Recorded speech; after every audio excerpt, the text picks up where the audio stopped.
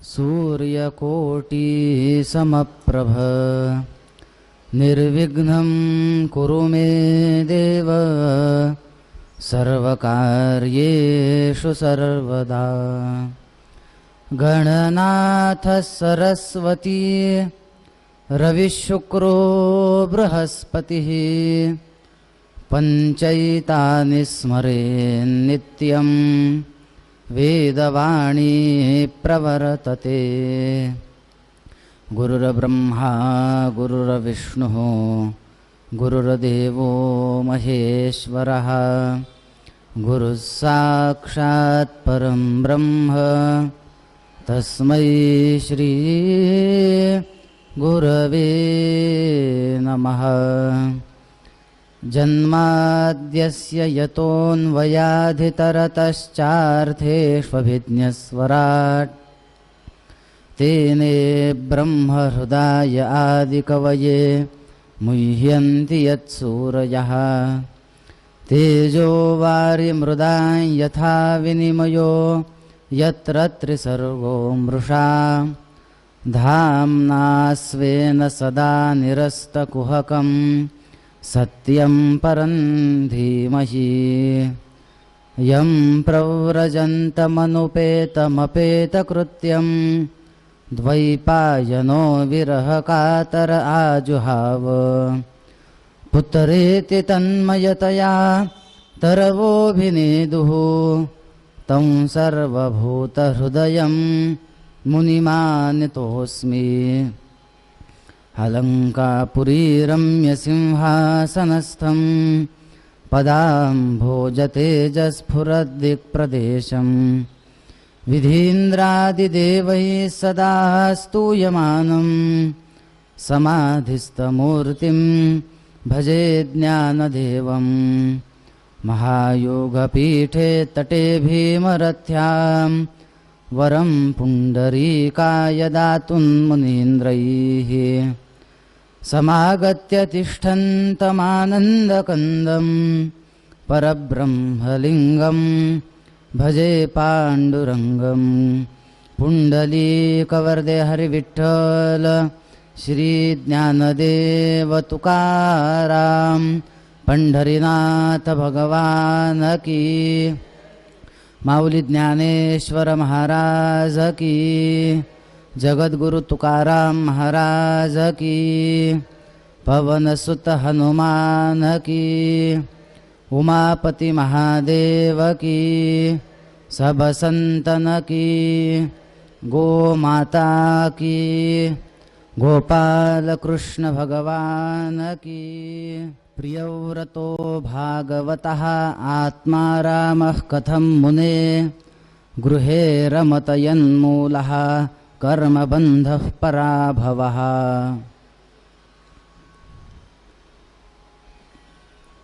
गेल्या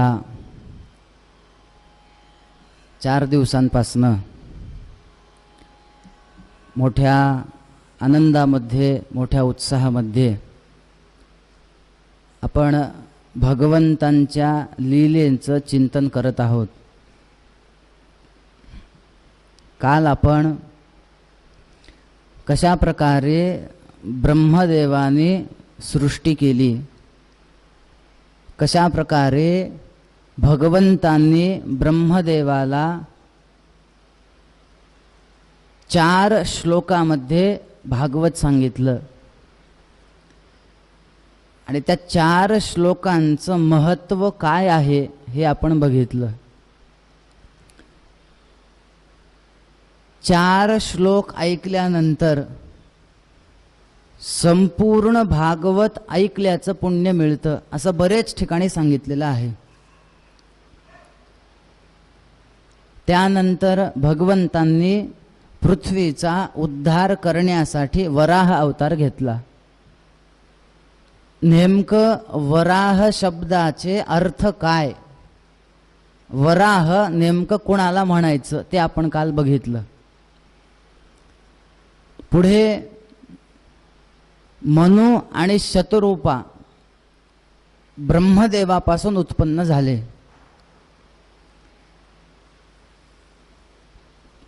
मनु आणि शतरूपेने सृष्टी निर्मिती केली. त्याच्यामध्ये 3 मुली आणि 2 मुलं. आकुती, देवहूती आणि प्रसूती या 3 मुली.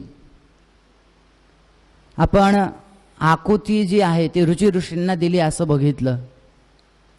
त्यानंतर देवहूती जी आहे ती कर्दमांना दिली. मग कर्दमांनी विवाह करण्याच्या पूर्वी देवहूतीची कशी परीक्षा घेतली ते आपण बघितलं. ते 3 आसनं टाकले होते, मग ते आसनावर बसते का नाही ते बघितलं, वगैरे वगैरे. ते आपण काल सविस्तर बघितलं. प्रसूती नावाची जी कन्या आहे तिचा विवाह दक्षासोबत झाला. त्यांना सती नावाची मुलगी झाली आणि तिचा विवाह भगवान शिवशंकरांसोबत केला. पुढे शंकरांचा अपमान केल्यामुळे सती मातेने कशा प्रकारे आपल्या देहाचा त्याग केला हे आपण काल चरित्र बघितलं. 3 मुलींचं चरित्र झालं. परीक्षित राजाने विचारलं, मुलांचे चरित्र सांगितले नाहीत तुम्ही? त्याच्यामध्ये आपण उत्तानपादाचं चरित्र बघितलं. त्याला 2 पत्न्या होत्या, सुरुची आणि सुनीती. नेमका सुरुची शब्दाचा अर्थ काय, सुनीती शब्दाचा अर्थ काय? सुरुची ही आवडती होती, सुनीती ही नावडती होती. सुरुचीला उत्तम नावाचा मुलगा होता आणि सुनीतीला ध्रुव नावाचा मुलगा होता. ध्रुवाने कशा प्रकारे वडिलांच्या मांडीवर सावत्र आईने बसू दिलं नाही म्हणून वनामध्ये जाऊन नारदांनी सांगितल्याप्रमाणे ओम नमो भगवते वासुदेवायचा जप केला. 6 महिने तप केलं आणि 6 महिन्यानंतर भगवंत समोर प्रकट झाले आणि त्याच्या सगळ्या मनातल्या कामना पूर्ण केल्या. अशा प्रकारे ध्रुवचरित्र सुद्धा आपण काल बघितलं. पुढे जो एक मुलगा उरला होता त्याचं नाव आहे प्रियव्रत. त्याचं थोडक्यात चरित्र बघायचं राहिलंय. तसं तरी मी तुम्हाला काल ह्या भागवताचे कोणता भगवंताचा अवयव म्हणजे भागवताचा कोणता स्कंध आहे ते सांगितलं होतं. आहे लक्षात सगळ्यांच्या? नाही पण तुम्हाला एक खरं सांगू का, इथले श्रोते फार लक्ष देऊन ऐकतायत. आज सकाळी मला एकाने विचारलं, पारायण चालू होतं, ते तुम्ही काल एकादश स्कंध जे सांगितलं ते नेमकं कोणता अवयव होता हो? मी सगळे लिहून घेतले पण तेवढा ते घाईघाईत तो राहिला. याचा अर्थ काय आहे की सगळेजण लक्ष देऊन ऐकतायत. भगवंताचा कोणता स्कंद, कुठला अवयव म्हणजे कोणता स्कंद हे बघितलं. त्यानंतर हे भागवत हे पुराण आहे ते पण बघितलं.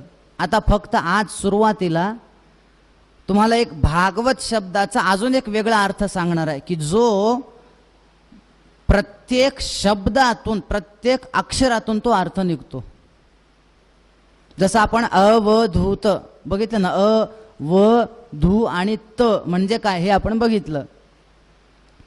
तसं भा ग व आणि त किती अक्षर आहेत? 4 आहेत. आता भा म्हणजे काय, ग म्हणजे काय, व म्हणजे काय आणि त म्हणजे काय हे आपण थोडक्यात बघूत. असं वर्णन आहे. भा म्हणजे काय, भाती सर्वेषु वेदेषु. याचा अर्थ पुढे तुम्हाला सांगतो मी. ग गती सर्वत्र श्रोतृणाम. पुढे आहे व वरिष्ठम सर्व शास्त्रेषु आणि पुढे आहे त तत्वम परम योगिनाम. बघा बरं, भा ग व त. भा म्हणजे त्यांनी सांगितलं भाती सर्वेषु वेदेषु, सगळ्यांमध्ये जे प्रकाशित दिसतं ह्याचा ह्याच्याने हे घ्या. गती सर्वत्र श्रोतृणाम, म्हणजे जे जे भागवत कथा ऐकतील त्या सगळ्या श्रोत्यांना चांगली गती देणारच. वरिष्ठम सर्व शास्त्रेषु, सर्व शास्त्रांमध्ये जे श्रेष्ठ आहे. आणि तत्वम परमयोगिनाम, जे योगी आहेत, जे ध्यान करतात, जे समाधीमध्ये बसतात, ते कशासाठी, त्यांचं परम तत्व जर कुठलं असेल तर ते म्हणजे हे आहे. म्हणून असं वर्णन आहे, वासुदेव कथा प्रश्न पुरुषां स्त्रीन पुनातिहि वक्तारम पृच्छ्रकम श्रोत्रंस तत्पाद सलिलं यथा. आपण जी कथा ऐकतोय ना आता, हे परीक्षित प्रश्न विचारतोय, शुकाचार्य उत्तर देत आहेत, शौनक प्रश्न विचारतायत, सूत महर्षी उत्तर देत आहेत, विदुर प्रश्न विचारतायत, मैत्रेय उत्तर देत आहेत. या ज्या जोड्या आहेत हे प्रश्न करतात काय भगवंताविषयीचे, तर हे वासुदेव कथा प्रश्न, हा भगवंताविषयीचे प्रश्न पुरुषां स्त्रीन पुनातिहि, तिघांना पवित्र करतात. कोणाकोणाला? वक्तारम म्हणजे वक्त्याला, त्याच्यानंतर जे श्रोते आहेत की नाही त्यांना सुद्धा पवित्र करतात. आणि जो प्रश्न विचारतो पृच्छ्रकम त्याला सुद्धा पवित्र करतात. म्हणून हे जे श्रीमद भागवत आहे हे काय माहिती आहे का? एका वाक्यात सांगायचं जर झालं तर श्रीमद भागवत हे आपल्याला शाश्वताकडे घेऊन जाणारा ग्रंथ आहे. शाश्वत याचा अर्थ काय? जे चिरकाल टिकतं. मला सांगा, प्रत्येक माणसाची धाव ही शाश्वताकडे आहे की नाही? मी व्यवहारातला प्रश्न विचारतो, तुम्हाला उत्तर फक्त द्या तुम्ही. 50,000 रुपयाची सरकारी नोकरी आहे आणि 80,000 रुपयाची खाजगी नोकरी आहे, तुम्ही कुठली निवडाल? 50,000ची. 30,000 इकडे जास्त आहेत ना दर महिना.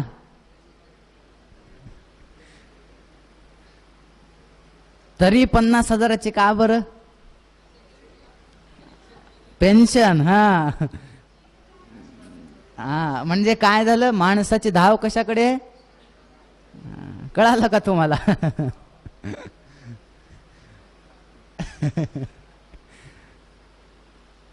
माणूस हा शाश्वतेकडे धावतो. मग शाश्वत मोक्ष आहे का स्वर्ग आहे? यद्गत्वा न निवर्तन्ते तद्धाम परमम मम. ते स्वर्ग तद्धाम, याच्याने स्वर्ग घ्यायचा का मोक्ष घ्यायचा का वैकुंठ घ्यायचा? वैकुंठ घ्यायचा ना. स्वर्ग हे शाश्वत आहे का? गीतेमध्ये काय सांगितले भगवंताने? 9वा अध्याय. लोक यज्ञ करतात म्हणे, कशासाठी? स्वर्ग मिळावा. त्रैविद्यामाम सोमपा पूतपापा यज्ञैरिष्ट्वा स्वर्गतिम प्रार्थयन्ते ते पुण्यमासाद्य सुरेंद्र लोकम अश्नन्ति देवान दिव्य भोगान. ते सगळे भोग भोगतात स्वर्गातले, पण पुढे काय आहे? ते तम भोक्त्वा स्वर्गलोकम विशालम क्षीणे पुण्ये मर्त्यलोकम विशन्ति. एकदा का तुमचं पुण्य संपलं, इंद्र लाद घालतो हाकलून देतो म्हणे, निघा, झाला तुमचा खेळ इथला.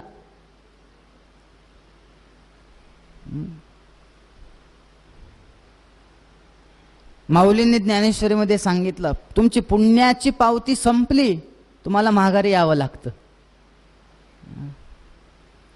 आता एक प्रश्न विचारतो हा, कोणाकोणाकडे मोबाईल आहेत? प्रश्न सोपा होता थोडा, सोपा आहे प्रश्न. मोबाईल आहेत, बर. मोबाईल मध्ये बोलण्यासाठी त्याच्यामध्ये काय असतं? सिम असतं, हो ना. सिम असेल तर बोलता येईल का? नसेल तर सिम पाहिजे. 1 वर्षाचं रिचार्ज टाकलं एकदम मोबाईल मध्ये, अनलिमिटेड त्याच्यात आपल्याला बोलता येतं, नेट वापरता येतं, सगळं ठीक आहे. समजा आज तारीख किती आहे? 10 तारखेला बरोबर दुपारी 4 वाजता आपलं वर्षभराचं रिचार्ज संपणार आहे. 3:55 आपण एकाला कॉल केला, फोन चालू आहे. 4 वाजले, तुम्हाला ते हॅलो मधलं ह सुद्धा म्हणू देत नाही. का? तुमचं रिचार्ज नाही. बाबा मी 1 वर्षाचं टाकलं होतं, थोडं माझा फोन संपेपर्यंत चाललं असतं तर काय झालं असतं? रिचार्ज संपलं, तुमचा मोबाईल हे जसं आहे की नाही तसं पुण्यरूपी रिचार्ज संपलं, इंद्र म्हणतो निघा.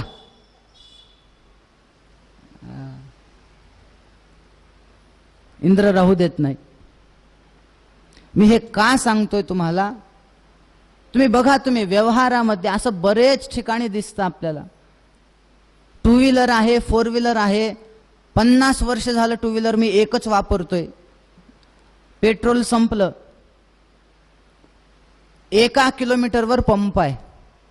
ती गाडी म्हणते का, जाऊ दे, तुम्हाला 50 वर्ष सोबत घेऊन फिरलायस, 1 किलोमीटर मी तुला घेऊन चालते, चल पंपापर्यंत.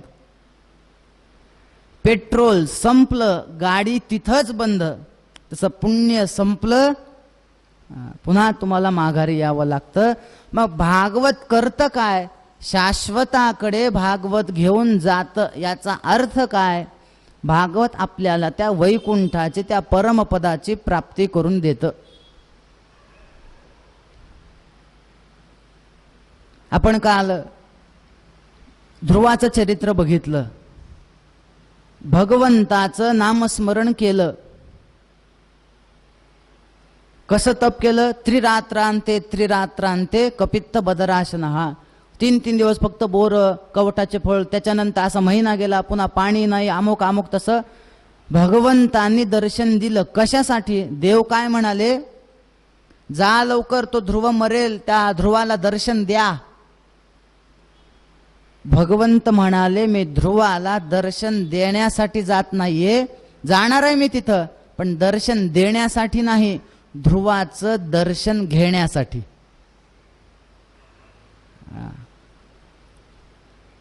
मग भागवत आपल्याला काय शिकवतं? पुढे त्याच ध्रुवाला अढळ पदाची प्राप्ती झाली. यद गत्वा न निवर्तन्ते तद्धाम परमम मम.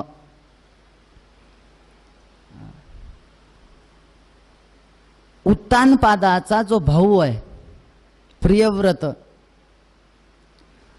तो प्रियव्रत म्हणे राज्यच स्वीकारत नव्हता. त्याला सांगितलं लग्न कर, राज्य स्वीकार.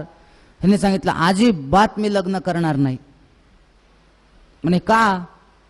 मी जर विवाह केला, मी जर राज्याचा स्वीकार केला, तर मला संसारामध्ये पडावं लागेल.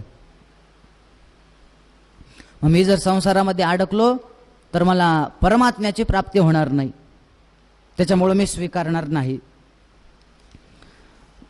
ब्रह्मदेव तिथं येतात आणि ब्रह्मदेव त्या प्रियव्रताला समजून सांगतात.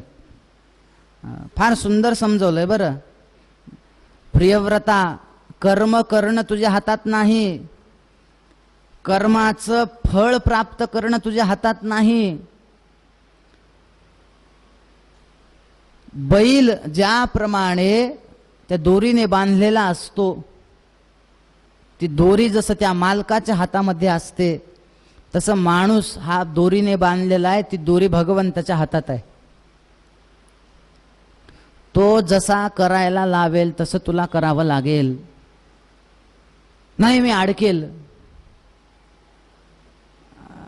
ब्रह्मदेवांनी सांगितलं, एक लक्षात ठेव, भयं प्रमत्तस्य वनेष्वपि स्यात् यतस् आस्ते सहसत्सपत्नः जितेंद्रियस्यात्मरतेर्बुधस्य गृहाश्रमः किन्न करोत्यवद्यम. ब्रह्मदेव काय म्हणतायत? भयं प्रमत्तस्य वनेष्वपि स्यात्, म्हणजे तू सगळं सोडून वनामध्ये जा. आणि वनामध्ये जर तू त्या प्रपंचाचं चिंतन करत असशील तर वनामध्ये जाऊन सुद्धा उपयोग नाही. आणि जर तू घरामध्ये असून सुद्धा जितेंद्रियस्य आत्मरतेः बुधस्य, घरामध्ये राहून तू जर भगवंताचं चिंतन करशील घरामध्ये राहून, तर वनामध्ये जायची सुद्धा गरज. ठाईच बैसोने करा एक चित्त, तुकाराम महाराजांनी सांगितलं की नाही. म्हणून संसार सोडून द्या असं नाही. तुम्हाला सौभरी ऋषींची कथा माहिती आहे की नाही? सौभरी ऋषी भागवतात आहे, नवम स्कंदात कथा आहे. त्या ह्या सगळ्या संसाराला घाबरून तपाला गेले. ते पण कुठं? पाण्यामध्ये जाऊन बसले तपाला.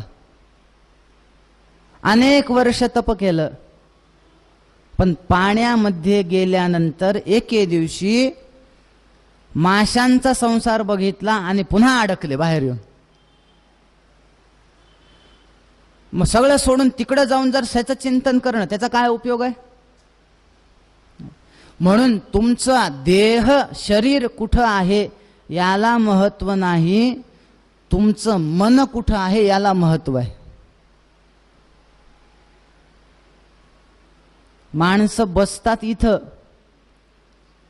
आणि सगळं मन कुठं आहे? कुठं आहे? चपलीकडे. हा, कथा ऐकताना कोण कोण कुठं जाईल काहीच सांगता येत नाही.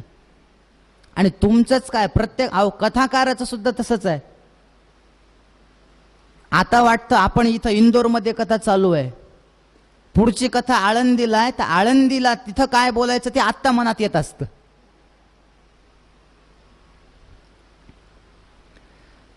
म्हणून परमार्थामध्ये शरीर कुठं आहे याला महत्व नाही, तुमचं मन कुठं आहे याला महत्व आहे. असं म्हणतात की दोन मित्र होते.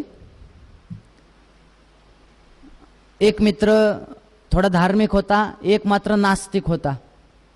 एका मित्राने सांगितलं, आता चातुर्मास आलाय, पंढरपूरला मोठा सप्ताह आहे आणि तिथं चल, एक भागवत आहे, 7 दिवस ऐकूयात. मित्रांनी काय सांगावं दुसऱ्या, अरे तिकडं काय म्हणे त्या पंढरपूरला, आता आपल्या गावामध्ये एक जत्रा भरती म्हणे आणि त्याच्यामध्ये न रात्री एवढे भारी असे डान्सचे कार्यक्रम असतात म्हणे, लांबून लांबून नाचणारे येतात, आपण तिकडे जाऊत. मित्र कशाला म्हणतात? मित्राचं लक्षण माहिती आहे का? जो चांगला वागू लागला, दुसरा येणार आणि त्याला बिघडवणार, त्याला म्हणायचं मित्र. हेच लक्षण आहे का मित्राचं? मित्र कोणाला म्हणायचं? आजकाल बरेच ठिकाणी असं म्हणतात. आता आम्हाला बरेच ठिकाणी असं बोललं जातं, महाराज कथा झाली ना, गुरुजी मुलाला काही आशीर्वाद द्या. म्हणलं काय झालं? सगळं चांगलं आहे हो, देवदेव पण करतो, पण थोडं मित्राच्या नादामध्ये लागला आणि बिघडलाय. काय करावं? सगळं चांगलं आहे पण मित्र चांगले नाहीत. मित्र करतातच तसं. जो निर्व्यसनी आहे त्याला म्हणणार तू काहीच खात नाहीस? नाही. काय तू आमचे एक शिक्षक आहेत, त्यांनी सांगितलं मला शाळेमध्ये कोणीच चांगलं बोलत नाही, कुठलेच शिक्षक चांगले बोलत नाहीत म्हणे. का बरं? त्यांनी सांगितलं काय सांगावं, आमच्या शाळेतले ना ते सगळे शिक्षक थोडं शाळा सुटली की पार्टी करतात म्हणे, आणि मी काय त्यांच्या पार्टीमध्ये सहभाग घेत नाही, म्हणून सगळे मला हे करतात. म्हणजे सगळेच शिक्षक असे असतात असं नाही, पण काही काही असतात. पण मग याला मित्र म्हणायचं का? तू काही खात नाही ना, हे बघ फक्त तू ना एकदा सुपारी खाऊन बघ. मग पुन्हा म्हणायचं अरे आता किती दिवस सुपाऱ्या, लहान आहेस. मग थोड्या हळूहळू बिड्या वडून बघ. मग बिड्या वडायच्या. आता किती दिवस बिड्या, मग एकदा फक्त मद्य पिऊन बघ, दारू पिऊन बघ. त्याला एकदा सवय लागली, नंतर मित्रांनी सांगायची गरज नाही दारू पी म्हणून. म्हणून मित्राचं खरं लक्षण काय आहे? पापान निवारयति योजयते हिताय, गुह्यंच गुहति गुणान प्रकटीकरोति, आपदगतम न च जहाति ददाति काले, सन्मित्र लक्षणमिदं प्रवदन्ति संतः. त्याला मित्र म्हणा. कुणाला? पहिलं लक्षण केलंय त्यांनी, पापात निवारयति योजयते हिताय. जर एखादा आपला मित्र पाप करू लागेल तर त्याला सांगावं आपलं हित कशात आहे.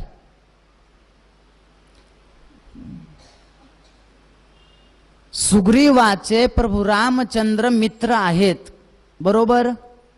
का बरं? याचं कारणच एक आहे, पापान निवारयति योजयते हिताय. सुग्रीवाला भगवंतांनी राज्य दिलं, किष्किंधा दिली, वालीचा वध केला, सगळं दिलं. म्हणे पावसाळा आहे, 4 महिने राज्य कर, वापस ये, माझ्या पत्नीसाठी मला हुडकण्यास, पत्नीला शोधण्यासाठी मदत कर. कथा आपल्याला सगळ्यांना माहिती आहे, रामायण आपण सुद्धा खूपदा ऐकलेलं आहे. तिथं 4 महिने राहिला, विसरून गेला देवाला मदत करायची, म्हणजे पाप करू लागला की नाही. रामांनी काय केलं? लक्ष्मणाला पाठवलं, जा आणि त्याला सांग तू चुकतोयस. म्हणजे काय झालं? रामांनी काय केलं? पापा निवारयति आणि योजयते हिताय, म्हणून त्याला मित्र म्हणा. ह्या मित्रांनी सांगितलं चल म्हणे, चल तूच आपण ह्याला जाऊयात, तिकडं छानपैकी रात्री डान्स वगैरे आहे आपल्या गावाजवळ, तिकडं चल. तिने सांगितलं नाही. दोघंही गेले, एक पंढरपूरला गेला, एक इकडं त्या डान्सला गेला. सगळं सुरू झालं. इकडं पंढरपूरमध्ये कथा सुरू झाली, इकडं डान्स सुरू झाला. आणि अचानक ती काय कथा तेवढी रंगली नाही, गरमी होऊ लागली. मग त्या मित्राने विचार केला, तो मित्र म्हणत होता माझा दुसरा, तिथं ते डान्स बघायला जाऊयात. काय माझं नशीब, माझ्या डोक्यात आलं की इकडे येऊन बसलो कथेला. ते डान्स बघायला गेलो असतो तर बरं झालं असतं. आणि योगायोग असा झाला, ते तिकडं डान्स पण चांगला रंगला नाही म्हणे. तो म्हणू लागला काय माझं नशीब फुटलं. तो मित्र म्हणू लागला आपण पंढरपूरला चल म्हणून. कथा कशी का असणार, कथा झाल्यावर जेवण तर होतं. तिकडे गेलं तर बरं झालं असतं. तर काय करावं, काय करावं, काय दैवयोग असेल, योगायोग, प्रारब्ध म्हणा, काही म्हणा. त्याच वेळेस दोघांचाही मृत्यू झाला.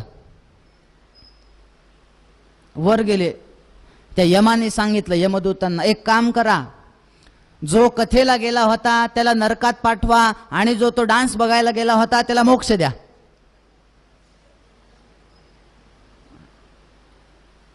तो कथेला गेलेला म्हणला, महाराज थांबा थांबा थांबा, तुमचं चुकतंय म्हणला. थोडं बोलण्यामध्ये मागे पुढे झालात तुम्ही. म्हणे कसं काय? अहो जो कथेला गेला होता त्याला मोक्ष द्या, जो त्या डान्स बघायला गेला होता त्याला नरकात पाठवा, असं म्हणायचं सोडून तुम्ही उलट म्हणताय. यमाने सांगितलं, मी म्हणतोय तेच बरोबर आहे. म्हणे का बरं? म्हणे तू शरीराने कथेत होतास, पण तुझ्या मनामध्ये काय होतं? मी तमाशाला गेलो असतो तर बरं झालं असतं.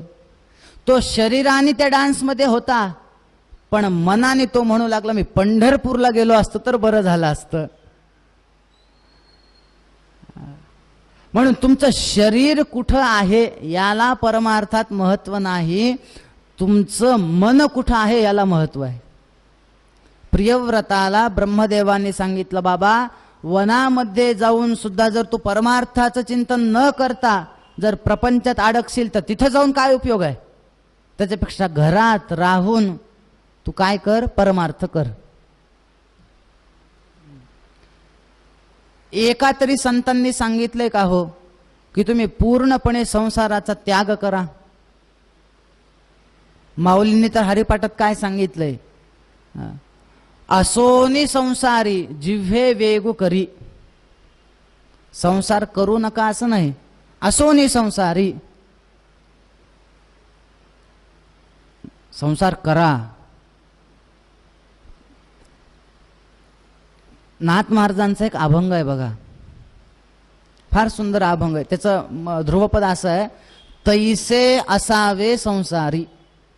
तैसे असावे, कैसे?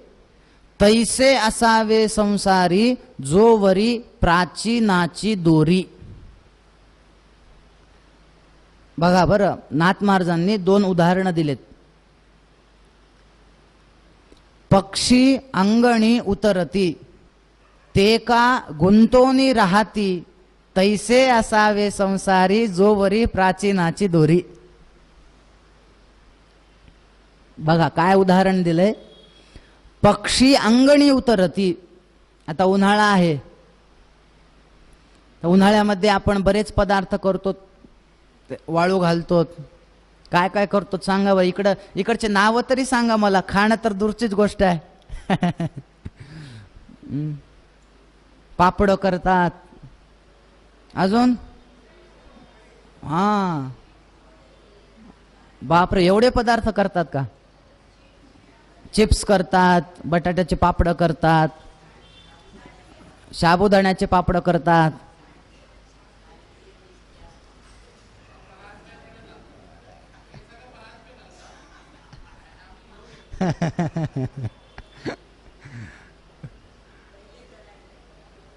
बर बर, तर हे आपण करतो. नाही, मी तुम्हाला का विचारलं, त्याचे मला नाव माहिती होते, पण म्हणलं लोक कोणी झोपला असेल तर जाग होईल नाव सांगण्यात तरी.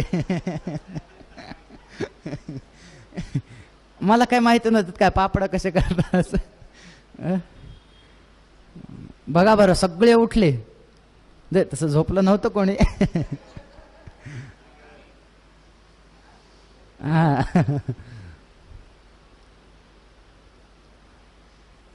आपण ते करतो. अंगणामध्ये वाळू घालतो, गच्चीवर किंवा अंगणात काय असेल ते असेल, उन्हाला वाळू घालतो की नाही? ते वाळू घातल्यानंतर त्या ठिकाणी पक्षी येतात, ते थोडं थोडं खातात. ते असं म्हणतात का हो की या अंगणातलं मी आता खाल्लेलं आहे ना, आजपासून हे घरच माझं, म्हणतात का? ते काय करतात? खातात आणि उडून जातात.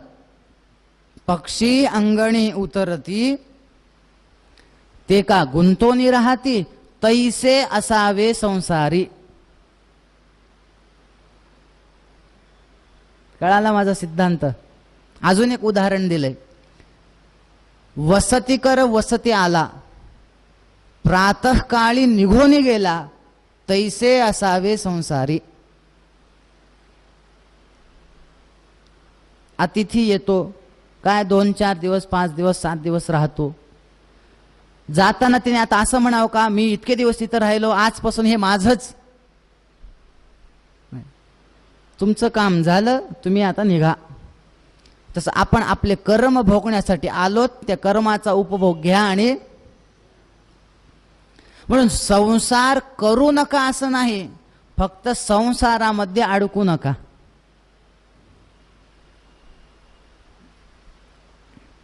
संसाराला आपल्या ताब्यामध्ये ठेवा.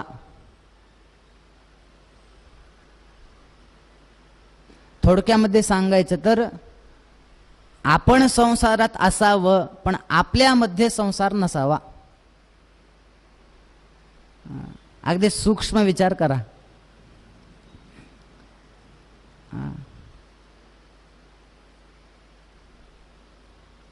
भगवंतांना संसार नव्हता का?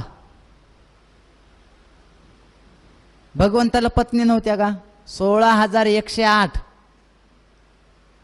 फक्त फरक एवढाच आहे की त्या सगळ्या 16,108 भगवंताच्या ताब्यात होत्या. मी पुढचं बोलत नाही.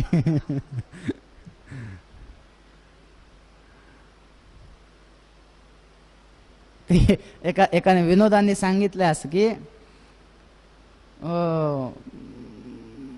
ते एका राजाने म्हणे गावामध्ये एक बातमी हे करायला सांगितली की आपल्या गावामध्ये बायकोचं ऐकणारे किती आणि बायकोचं न ऐकणारे किती. उद्या एक रांग करायला सांगा म्हणे. 2 रांग तयार करायच्या, एक ऐकणार आणि एक पत्नीचं न ऐकणारे. सगळ्या गावामध्ये बातमी हे केली. खरं सांगा बरं, कुठली रांग मोठी झाली असेल? एकच रांग झाली असेल. बापरे.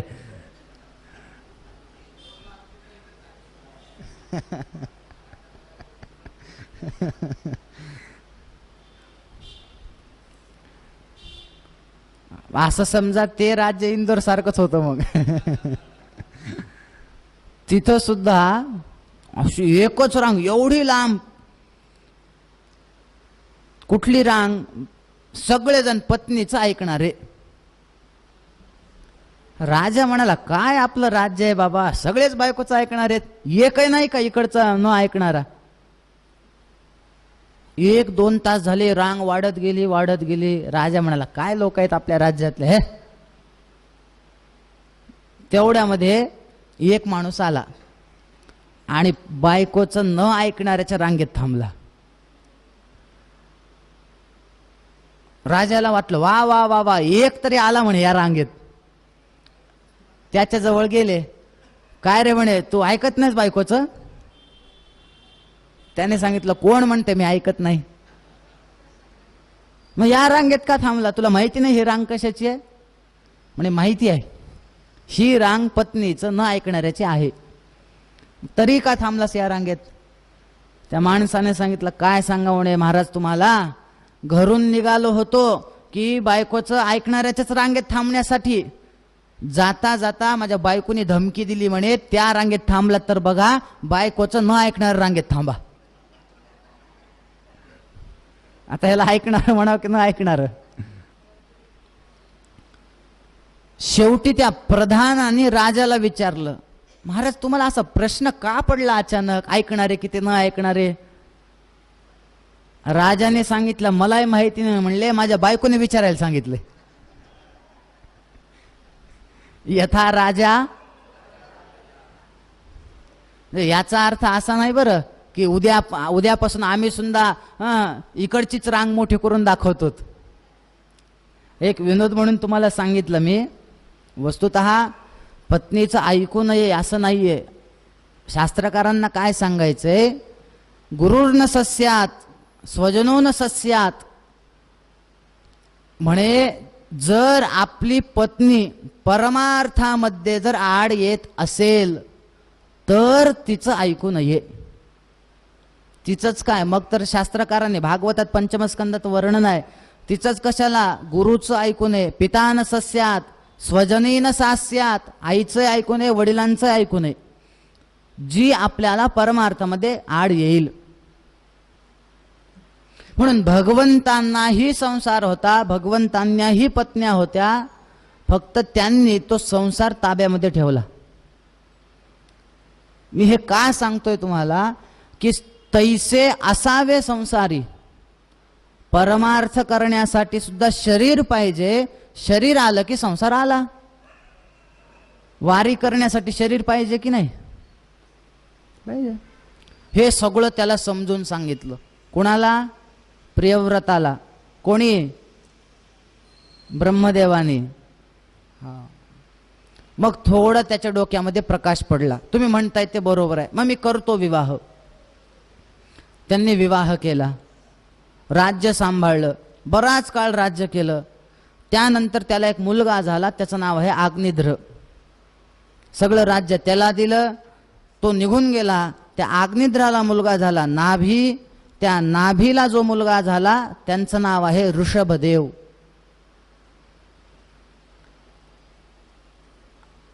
ऋषभदेवांना 100 मुलं झाली. त्याच्यातील जे ऋषभदेवांनी जयंती हिच्यासोबत विवाह केला आणि 100 मुलं झाली. त्याच्यातील जो सगळ्यात मोठा होता त्याचं नाव काय आहे? भरत. असं म्हणतात ऋषभदेवांनी आपल्या मुलांना तत्वज्ञान दिलं, उपदेश दिला आणि ते वनामध्ये निघून गेले. वस्तुतः ऋषभदेवांना सगळ्या सिद्ध्या प्राप्त होत्या. अणिमा महिमा चैव गरिमा लघिमा तथा प्राप्ती प्राकाम्य विषित्वं वशित्वं चाष्ट सिद्धयः, ह्या सगळ्या 8ही सिद्धी ऋषभदेवांना प्राप्त होत्या. पण कधीही त्यांनी आपल्या सिद्धीचा वापर केला नाही. वनामध्ये गेले, अजगर वृत्तीने राहू लागले. अजगर वृत्ती म्हणजे पडून राहायचं. दैवयोगाने जे प्राप्त होईल ते खायचं आणि जगायचं. पुढे संपूर्ण राज्य जे आहे ते भरताने चालवलं. म्हणून आपल्याकडे 3 भरत होऊन गेले. एक दुष्यंत शकुंतला पुत्र महाभारतातला, बरोबर. दुसरा कौसल्या पुत्र भरत, हो का? अरे उठला नाहीत तुम्ही अजून झोपेतून?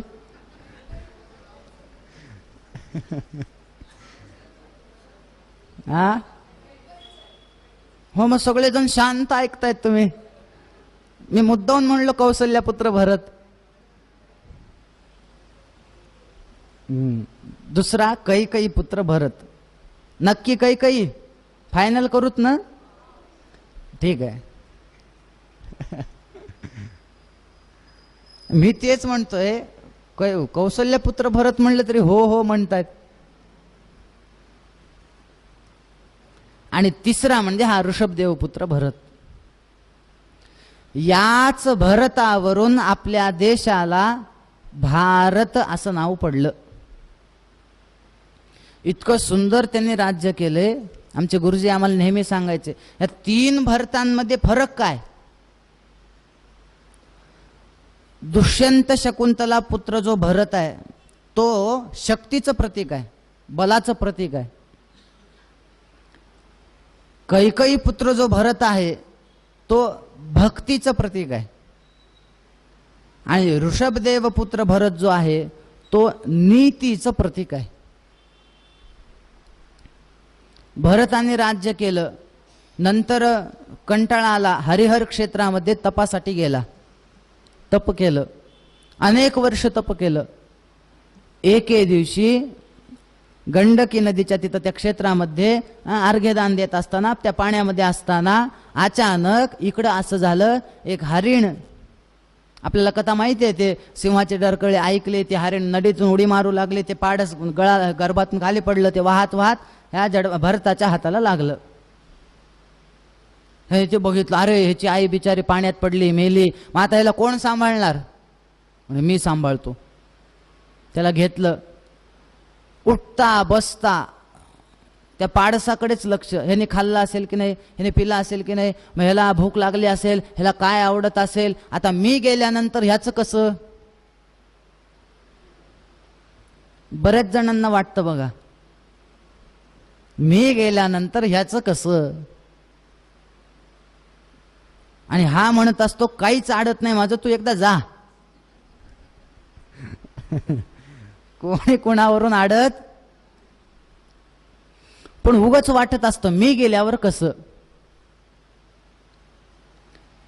भरत म्हणू लागला, मी गेल्यावर हे हरणाचं कसं, मी गेल्यावर हरणाचं कसं. म्हणून बघा, एवढे वर्ष त्यांनी तप केलं होतं, घराचा त्याग केला होता, घरामध्ये अडकेल म्हणून वनात आला आणि वनात येऊन अडकला.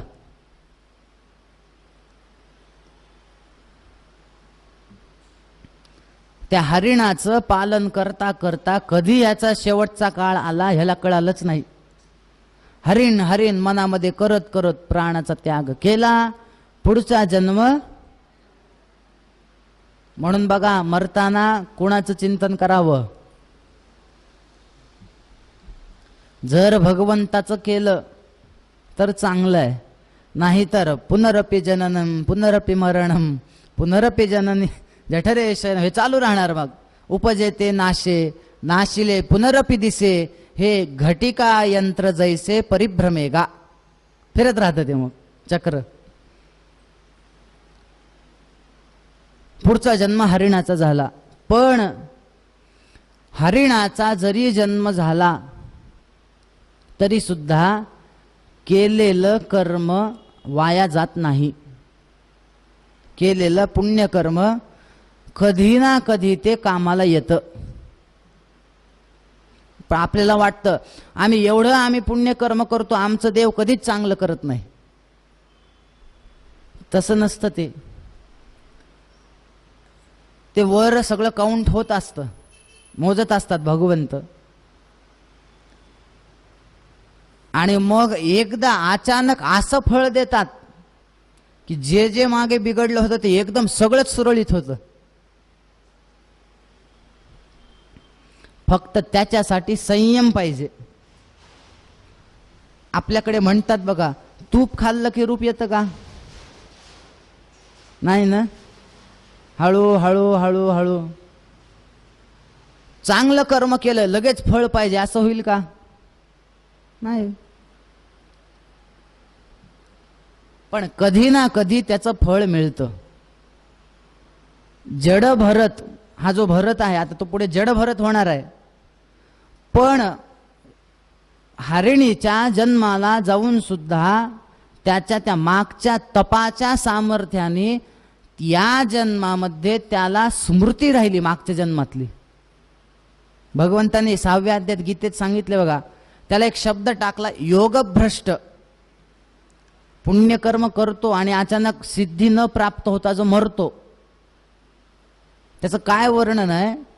शुचीनाम श्रीमतांगे हे योगभ्रष्टो जायते. एखाद्या चांगल्या कुळात तरी जन्मतो किंवा एखाद्या श्रीमंत कुळात जन्मतो. आपल्याला वाटतं हे काहीच केलं नाही, एवढा श्रीमंत कसं काय? ते काहीच नसतं, मागच्या जन्मातलं पुण्य असतं. त्याला भगवंतांनी योगभ्रष्ट असा शब्द वापरलाय. जड भरत, त्या भरताला सगळं लक्षात होतं. हरणाच्या जन्मात आल्यानंतर सुद्धा त्याने सांगितलं, अरे मी काय केलं? एवढं घराचा त्याग केला, संसाराचा त्याग केला, वनामध्ये येऊन पुन्हा अडकलो. आता काय करायचं? त्या देहाचा त्याग करायचा. त्याने त्या देहाचा त्याग केला. पुढचा जन्म अंगिरस नावाच्या गोत्रामध्ये एक ब्राह्मणाच्या त्या घरी जन्माला आला. आणि तिथं मात्र त्यांनी ठरवलं, आता शिकायचं नाही, ह्याच्यात अडकायचं नाही. त्यांच्या वडिलांनी एवढा प्रयत्न केला शिकवण्याचा, गायत्री मंत्र सुद्धा म्हणायला तयार नाहीत. तर काय करावं काय करावं, ऐकायलाच तयार नाही. शेवटी असं डिक्लेअर केलं, हा मूर्ख आहे, ह्याला बुद्धी देवाने दिली नाही, म्हणून त्याचं नावच जड भरत पडलं. जडासारखं वागायचा, कुठेही फिरायचा, काही करायचा, काही खायचा, कोणीही काहीही जे सांगेल ते काम करायचं. सांगितलं, अरे शेतामध्ये काम कर, म्हणे ठीक आहे, 2 रुपये देतो, ठीक आहे, 100 रुपये देतो, ठीक आहे, फुकट कर, ठीक आहे, मिळेल ते खायचा. इकडे तिकडे फिरायचा. एके दिवशी त्या काही लोकांनी त्या देवीला बळी द्यायचा होता. आपल्याला कथा माहिती आहे तशी. त्याला ते नेमकं ह्याला धरलं जड भरताला, त्याला देवीसमोर नेलं, बळी देणार. तेवढ्यामध्ये साक्षात त्या मूर्तीतून भद्रकाली बाहेर आली आणि जे त्या भरताला मारत होते त्यांनाच देवीने मारून टाकलं. तरी सुद्धा त्या जड भरताला आपण वाचलोत याचा आनंद नाही ना दुःख नाही. चला निघाले पुढे. तसंच इकडं तिकडं फिरायचे. आणि एकदा फिरत असताना एका राजाची समोरून पालखी जाऊ लागली आणि एक भोई त्याला कमी पडू लागला. कोणता राजा होता हो? हा, रहोगण राजा होता. एक भोई कमी पडतोय, कोणाला पकडावं, कोण भेटेल कोण भेटेल. तेवढ्यामध्ये नेमका हाच भेटला. धरलं याला. आणि हे जड भरताचं कसं होतं, चांगला मजबूत होता. आपल्याला वाटतं चांगलं खायला मिळालं की माणसाची तब्येत चांगली होती, भरपूर खायला मिळालं की. बरेच जण भरपूर खातात पण उदबत्ती छाप राहतात, आणि काही जण थोडंच खातात पण अशी तब्येत असते. का बरं? ते अंगीच लावून घेत नाहीत. खाता खाता टेन्शन, कसं होईल काय होईल, कसं होईल काय होईल. काही जण असे, आणि काही जण काय व्हायचे ते उद्या आधी जेवण होऊ द्या. बस आरामात जेवायचं, होईल ते होईल. या भरताला टेन्शनच नव्हतं ना कशाचं.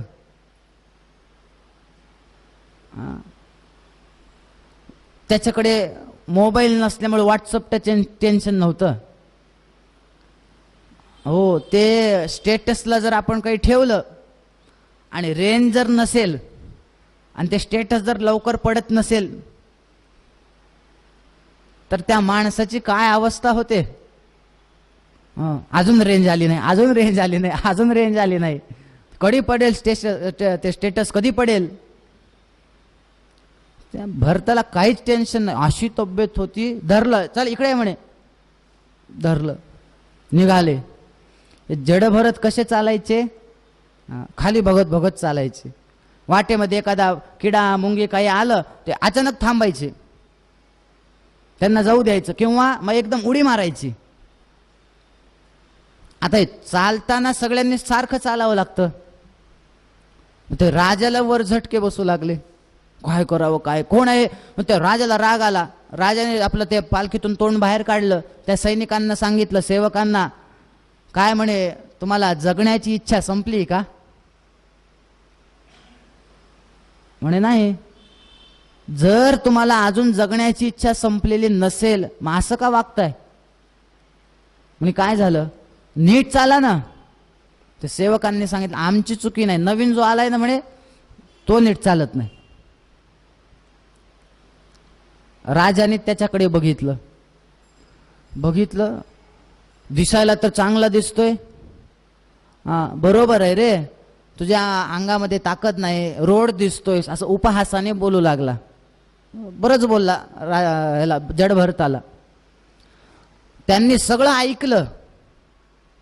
सगळं ऐकल्यानंतर फक्त शेवटी एवढंच म्हणाला, राजा तुम्ही आता जे जे सगळं बोललायत ते मला बोललात का माझ्या देहाला? एवढं वाक्य त्या राजाने ऐकलं. ऐकल्या त्या पालखीतून खाली उडी टाकली, त्याचे पाय धरले. तुम्ही कोण आहेत सांगा? कारण एखादा सामान्य माणूस असा प्रश्न विचारूच शकत नाही की तुम्ही मला बोललात की माझ्या देहाला.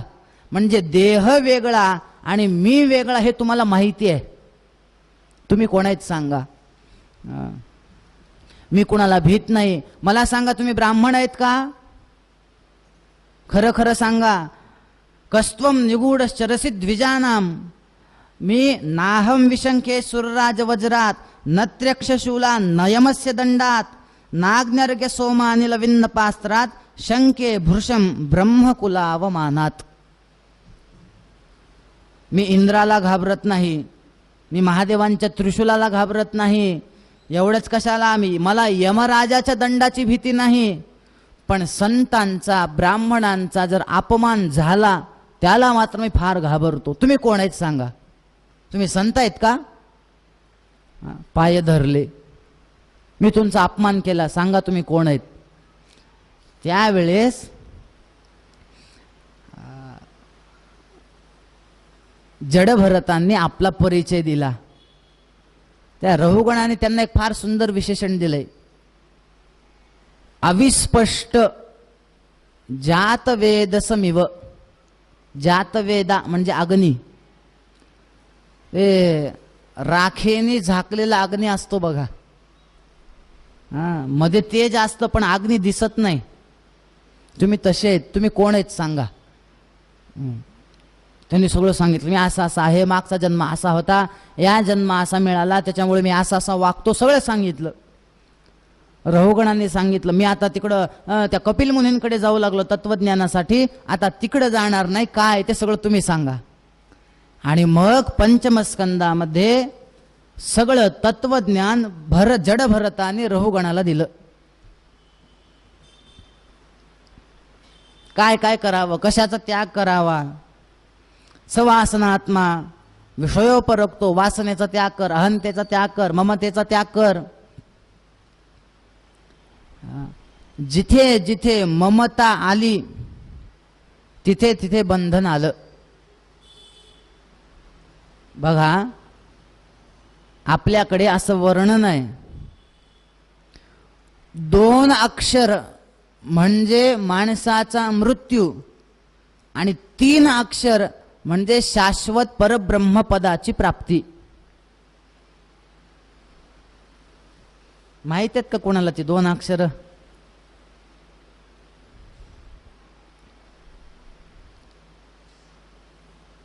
बघा, द्व्यक्षरस्तु भवेन मृत्यु त्र्यक्षरम ब्रह्म शाश्वतम. द्व्यक्षरस्तु भवेन मृत्यु, 2 अक्षर मृत्यू. त्र्यक्षरम ब्रह्म शाश्वत, 3 अक्षर म्हणजे त्या परमपदाची प्राप्ती. कुठले 2 अक्षर? ममेतिच भवेन मृत्यु न ममेतिच शाश्वतम. मम ही 2 अक्षर म्हणजे मृत्यू आणि न मम ही 3 अक्षर म्हणजे शाश्वत परब्रह्माची प्राप्ती. मी माझं असं आलं की दुःख आलं. काल मी सांगितलं ना, चप्पल गेल्याचं दुःख आहे का माझी चप्पल गेल्याचं दुःख आहे?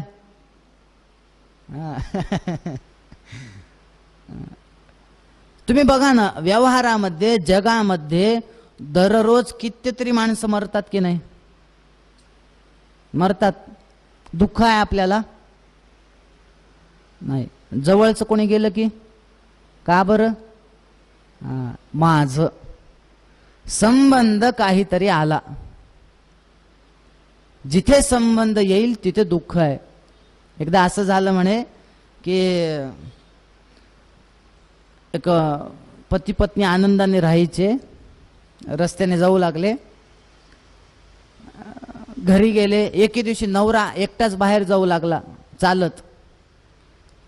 अचानक का साडीच्या दुकानदाराने त्या नवऱ्याला थांबवलं. ओ इकडे या म्हणे. काय? चला काढा 4000 रुपये. म्हणे कशाचे? मी काहीच घेतलं नाही तुझ्याकडून, 4000 कशाचे? म्हणे तू घेतलं नाही, पण काल तुझी बायको आली होती, 4000 रुपयाची एक साडी घेऊन गेली आणि बिल नवऱ्याकडून घ्यायला सांगितलंय. चला द्या 4000. हे बिचाऱ्याने 4000 दिले. 4 दिवसानंतर पुन्हा त्या समोरून जाऊ लागला दुकानाच्या. पुन्हा त्या दुकानदाराने आवाजला, ओ इकडे या. म्हणे काय? अजून 4000 काढा. म्हणे कस काय? पुन्हा काल तुमच्या बायकोनी साडी घेऊन गेली. ह्याने सांगितलं आता मी देणार नाही. म्हणे का देणार नाही? म्हणे साडी कधी नेली आहे? म्हणे काल. म्हणे 3 दिवसाखाली आमचा घटस्फोट झालाय म्हणले.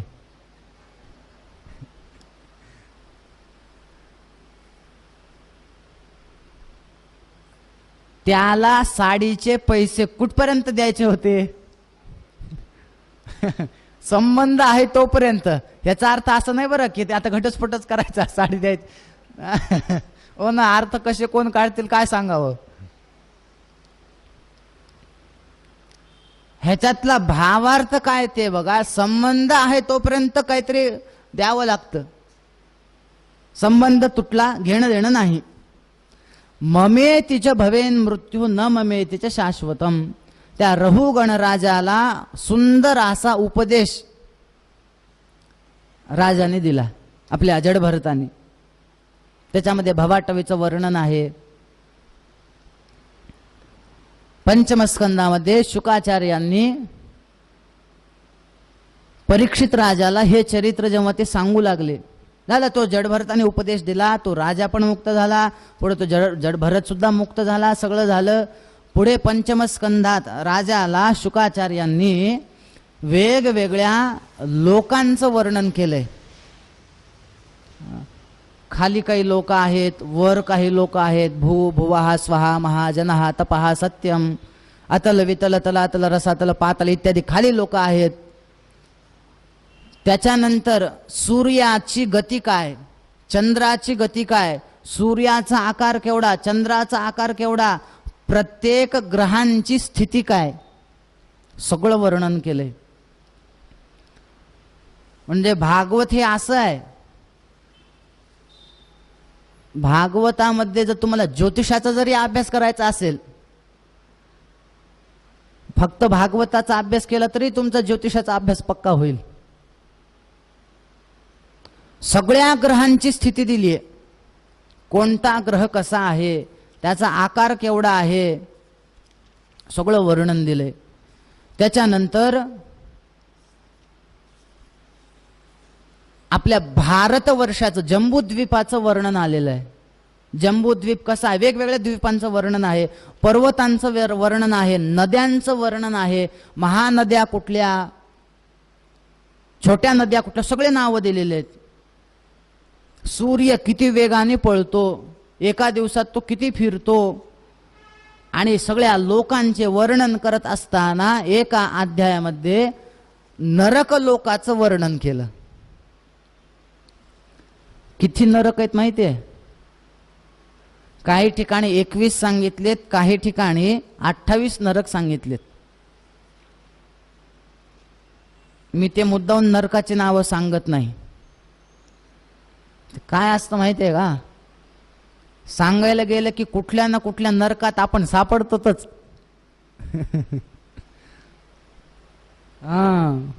फार भयानक नरक आहेत. नाव ऐकले, परीक्षा सुद्धा घाबरून गेला होता. नाव सांगू का नरकांची? सांगू?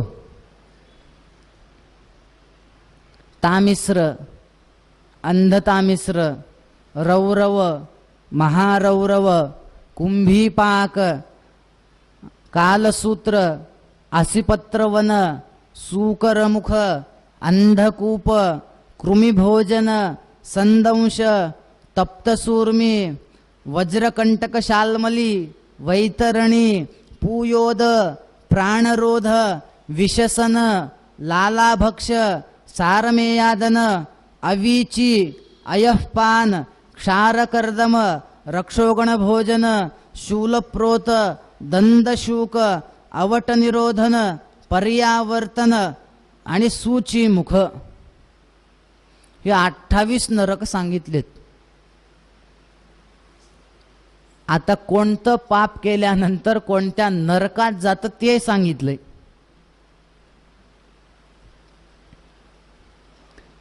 एक विचार करा, हे नरकांचं वर्णन कशासाठी केलं असेल?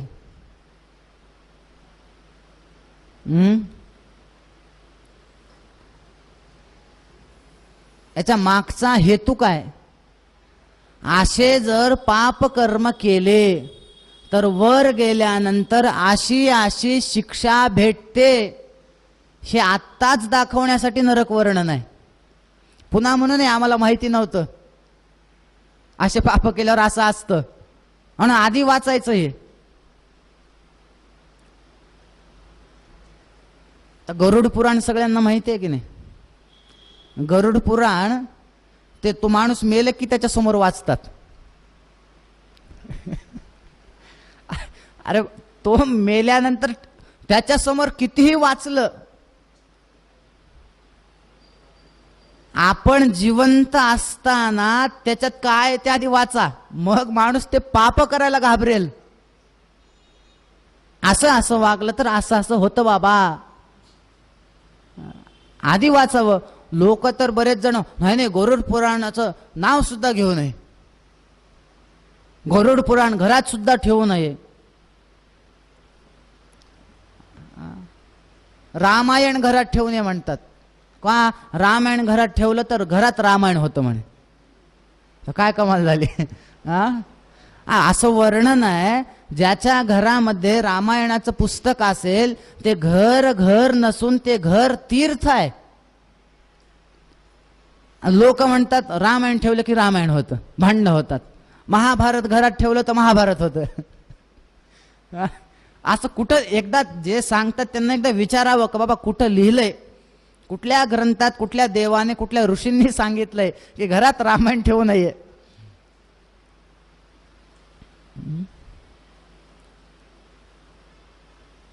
हे आपले धार्मिक ग्रंथ आहेत, घरात ठेवू नये इथपर्यंत. तसं नाही. गरुड पुराण असं आधी आपण त्याचं वाचायचं, आपण गेल्यानंतर वाचू नये त्यांच्यासमोर असं मी म्हणत नाही, पण आधी आपण वाचलं पाहिजे. काय आहे, कशासाठी आहे. जो विनाकारण दुसऱ्याचं धन लुटायचा प्रयत्न करतो त्याला तामिश्र नावाच्या नरकात जावं लागतं. जो आपल्या आई वडिलांना मारेल त्याला रौरव नावाच्या नरकात जावं लागतं. जो आई वडिलांना वृद्धाश्रमात टाकेल,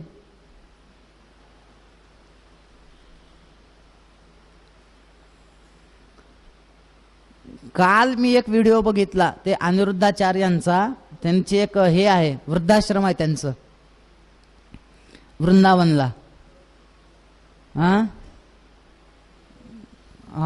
फार त्यांचा काल व्हिडिओ आला. ते एक आजी होत्या, मरायला टेकल्या होत्या, अंतिम श्वास चालू होते. त्यांनी त्यांच्या मुलाला फोन लावला, म्हणे तुमची आई जात आली, या लवकर. त्या मुलाने सांगितलं म्हणे मला वेळ नाही. तुमच्याकडे टाकलंय कशाला म्हणे. मग जो आपल्या आई वडिलांना वृद्धाश्रमामध्ये टाकेल त्याला सुद्धा असं समजा आसीपत्र वन नरकात जावं लागतं. तिथं काय असतं, आसीपत्र वन, आसी म्हणजे तलवार, असं चालायला लावतात आणि असे फुलं टाकलेले नसतात तिथं, असे उभ्या तलवारी असतात, त्याच्यावर चालायचं. पायाला किती मऊ लागतं हो त्याच्यावर चालल्यावर.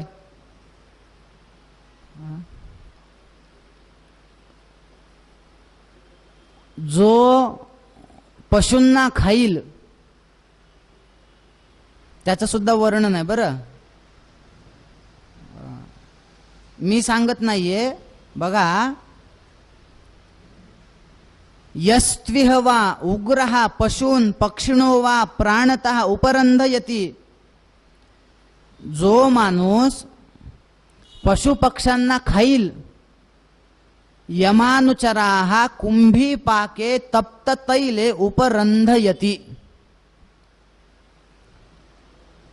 म्हणे वर एक अशी छान अशी कढई असती मोठी, त्याच्या खाली अग्नी लावलेला असतो. गॅस तर आता गॅसची तर टंचाई आहे, मग गॅस नव्हती, अशी मोठी चूल होती. त्याच्यामध्ये शुद्ध तेल होतं, एकदम शुद्ध, उपवासाचं.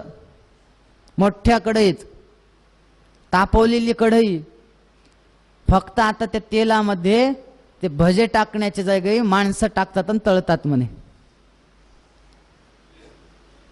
बघा,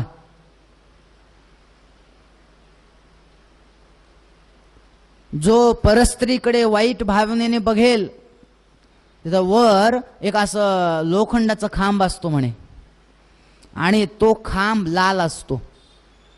लाल खांब कधी होतो? लोखंड लाल कधी होतं? एवढं तापवतात त्याला, आणि म्हणे त्या लोखंडाला ना असं त्याला त्या खांबाला असं आलिंगन द्यायला लावतात आणि बांधून टाकतात. किती थंड वाटत असेल.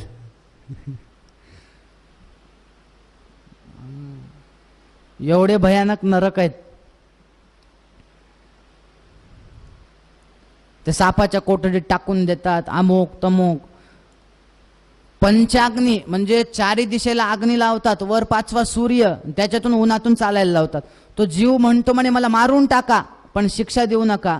तो यमपुरुष म्हणतो म्हणे तू मरत नाहीस आता शिक्षा भोगल्याशिवाय.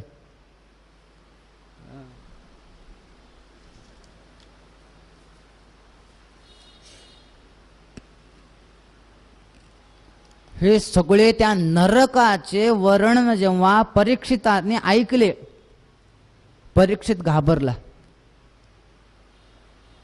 त्यांनी विचारलं शुकाचार्यांना, आचार्य मला एक सांगा, या जगामध्ये असं एकतरी माणूस आहे का हो तो पाप करत नाही? जन्माला आलेला माणूस कधी ना कधी चुकतो, कधी ना कधी त्याच्याकडून पाप घडतात. मग आता पाप केले प्रत्येकाला नरकाचं दर्शन आहे का? खरं सांगा बरं. मी तुम्हाला साधा प्रश्न विचारतो, असं इथं कोणीतरी आहे का की ते पूर्णपणे चांगलंच आहे, सगळंच चांगला माणूस आहे? जे सगळेच चांगले असतील त्याने हात वर करावा. काही ना काही पातक घडतात की नाही? मी तर पुढे जाऊन म्हणेल, जो हात वर करेल मी चांगला आहे म्हणून.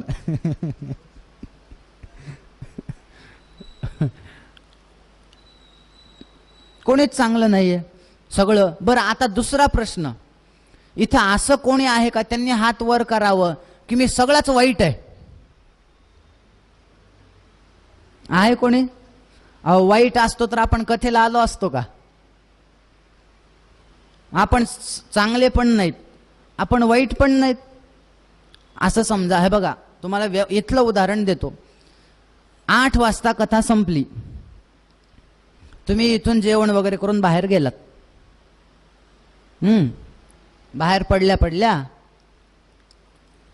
समोर वाटेमध्ये 2 मूर्ती पडलेल्या दिसल्या. एक होती रावणाची आणि एक होती रामाची. दोन्ही पैकी एकच आपल्याला मूर्ती उचलायची आहे.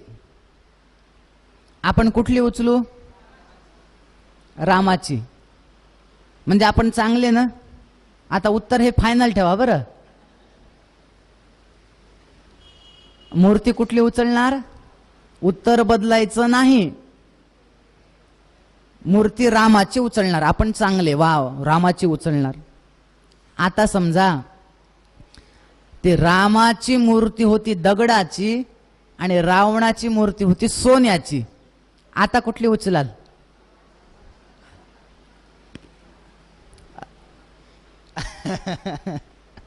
बघा रावणाची म्हणतात. मग कुठे गेला आपला चांगुलपणा आता?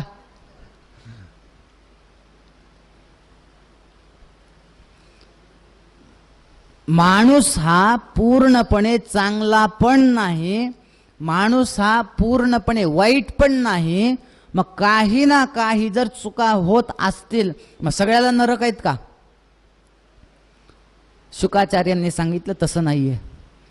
मान्य आहे चुका झाल्या, पण त्या चुकांची जर जाणीव झाली आणि त्याचं जर प्रायश्चित्त घेतलं, आणि नुसतं प्रायश्चित्त घेऊन पुन्हा ती चूक करायची नाही, प्रायश्चित्त घेतल्यानंतर जर पुन्हा ती चूक जर आपण करणार नसाल तर त्याला नरकात जावं लागत नाही.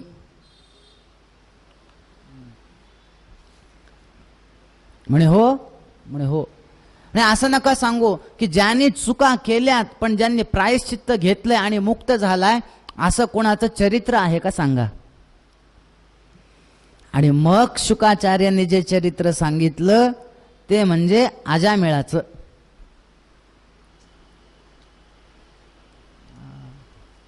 कान्य कुब्जे द्विजः कश्चित दासी पतिरजामिलः नामना नष्ट सदाचारो दास्या संसर्ग दूषितः.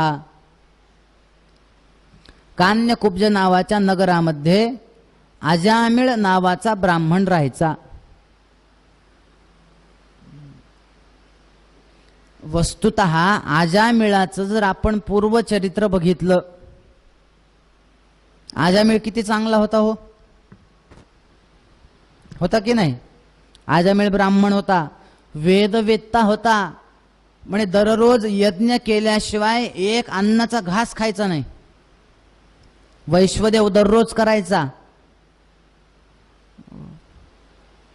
आता तर वैश्वदेव हे काय असतं ह्या बऱ्याच जणांना माहीत सुद्धा नाही. वैश्वदेव कशासाठी करतात? मला एकाने विचारलं, मी त्या यादीमध्ये आपल्या पारायणाची वगैरे यादी असते आपली, तर त्याच्यामध्ये दिलं होतं की वैश्वदेवासाठी थोडं इंधन ठेवा. त्या माणसाने जसा काय मोठा कुठला सोमयाग करायचा आहे एवढं इंधन आणून ठेवलं. म्हणलं कशासाठी? नाही ते आपल्याला दररोज हवन करायचं ना. म्हणलं भागवताच्या पारायणात आत्ता कुठलं हवन? नाही नाही, ते आपलं पारायण संपल्यानंतर जेवण्याच्या आधी हवन आहे ना. अरे बाबा, म्हणलं ते वैश्वदेवाला लागतं किती इंधन. वैश्वदेव काय आहे? वैश्वदेव कशासाठी आहे? वैश्वदेवाचा संकल्प काय आहे? कशासाठी आहे? पंचसूना जनित दोष परिहारार्थम सायं प्रातर वैश्वदेव सहतंत्रेण करिष्ये. ठीक आहे, सहतंत्रेण का होईना, पण एकदा तरी करावा. धान्यामध्ये, अन्नामध्ये काहीतरी दोष असतात. तसंच जर खाल्लं तर काय ते सगळे आपल्यामध्ये येतील. मग अन्न जसं खाईल तसं आपल्या माणसाची बुद्धी होत असते. मग त्याच्यासाठी वैश्वदेव केला पाहिजे. ते अजामिळ दररोज वैश्वदेव करायचा, दररोज. एके दिवशी वडिलांनी सांगितलं, वनामध्ये जा, यज्ञासाठी लाकडं घेऊन ये. वनात गेला आणि वनात गेल्यानंतर त्यांनी लाकडं गोळा करताना एक दृश्य बघितलं. दासीला बघितलं आणि तो तिथंच सगळं विसरून गेला. आपण कोण आहेत, कशासाठी आलोय? माणसाला वर यायला वेळ लागतो का खाली जायला? डोंगर चढायला वेळ लागतो का डोंगर उतरायला? खाली यायला वेळ लागत नाही. तुम्हाला चांगलं म्हणण्यासाठी फार दिवस जावे लागतात, पण वाईट लगेच. जगद्गुरु शंकराचार्यांनी विवेक चूडामणीमध्ये एक फार सुंदर श्लोक टाकलाय.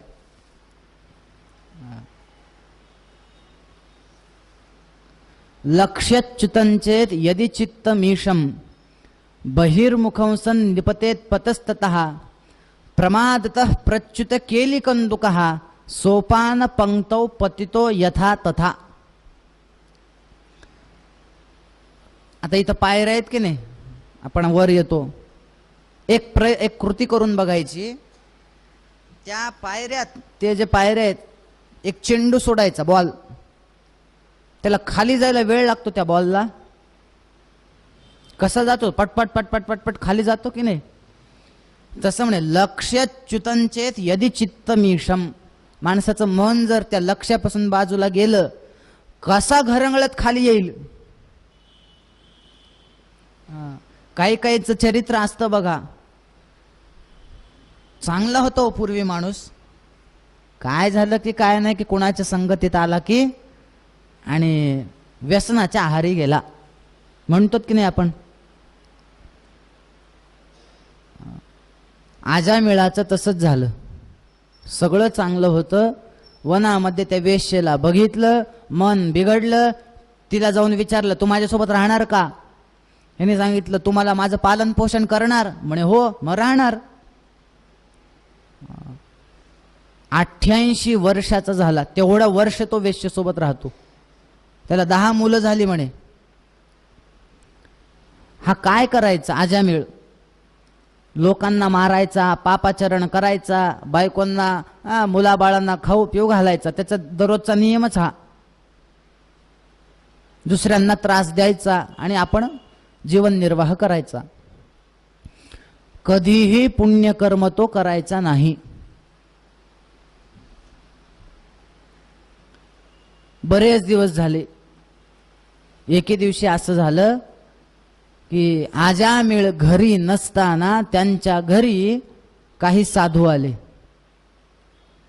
साधूंनी विचारलं आम्हाला जेवायला द्याल का? त्या अजामिळाच्या पत्नीनं म्हणजे दासीने सांगितलं मी जेवायला तर देते, पण तुम्हाला लवकर जेवता येतं का? म्हणे कस काय? ते काय जर तुम्ही लवकर जेवणार नाहीत, म्हणजे माझा नवरा बाहेर गेलाय, तो यायच्या आधी जर जेवाल तर तुम्हाला जेवायला वाढते. जर नवरा आला तर तुम्हाला उठवेल. पटपट जेवत असाल तर वाढते. हो हो आम्हाला येतं पटपट जेवता. वाढलं जेवायला. जेवण सुरू झालं. सुरू झाल्यावर तेवढ्यात अजामिळ आला.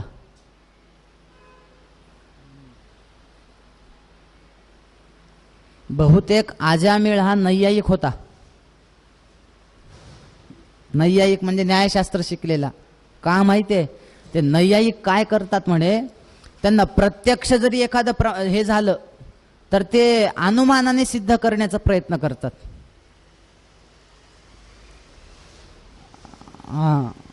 नैयायिकांचा अनुमान माहिती आहे का तुम्हाला? बरं मला एक सांगा, साधा प्रश्न आहे बरं, बरोबर उत्तर कोण देते बघू. जिथे जिथे धूर तिथे तिथे अग्नी, का जिथे जिथे अग्नी तिथे तिथे धूर? करा बरं विचार आता.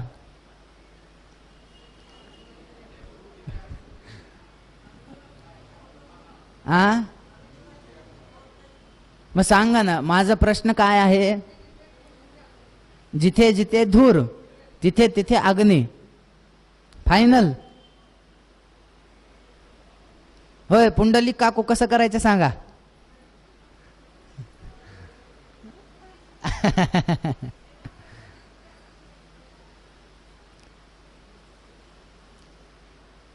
आमच्या सबनीस गुरुजींनी पण जे उत्तर दिलं ते बरोबर आहे बरं. जिथे जिथे धूर तिथे तिथे अग्नी. कारण जिथे जिथे अग्नी तिथे तिथे धूर असं म्हणता येत. गॅस आहे तिथे अग्नी आहे की नाही? धूर आहे का? पण जिथे धूर आहे तिथं मात्र अग्नी आहेच. हे झालं अनुमान नैयायिकांनी केलंय.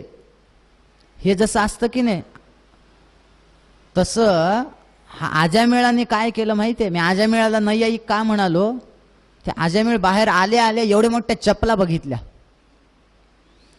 ज्या अर्थी एवढ्या चपल्या, त्या अर्थी घरामध्ये तेवढे माणसं आहेत. राग आला, माझ्या घरात एवढं कोण घुसलं? त्यातल्या त्यात वारकऱ्यांचे ते टाळ चिपळ्या मृदंग पताके बघितले. असं रागाला गेला. बायकोने बघितलं, तिने सांगितलं हे बघा तुमच्या पाया पडते, काय बोलायचे ते नंतर मला बोला, ह्यांना उठवू नका, जेवू द्यात. ठीक आहे ठीक आहे. जेवण झालं. आता जेवण झाल्यावर ते साधूंनी मुकाट्याने जावं की नाही?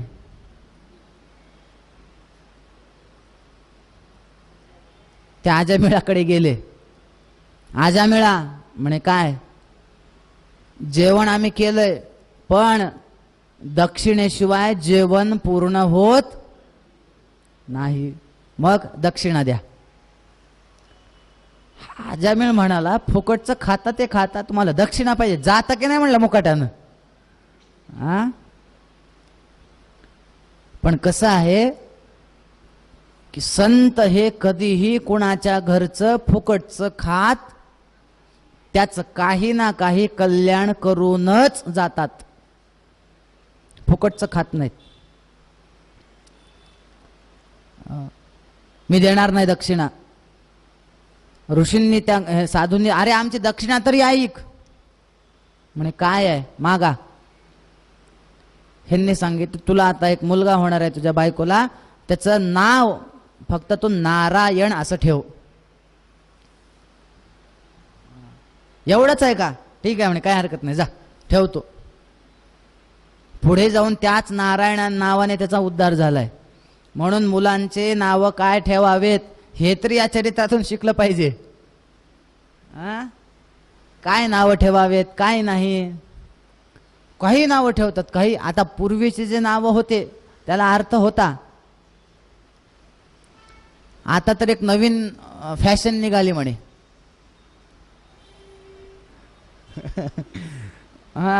बायकोचं थोडं नाव घ्यायचं, नवऱ्याचं थोडं नाव घ्यायचं आणि ते जोडायचं आणि त्या पोराचं ठेवायचं. त्या नावाला अर्थ आहे नाही काही नाही.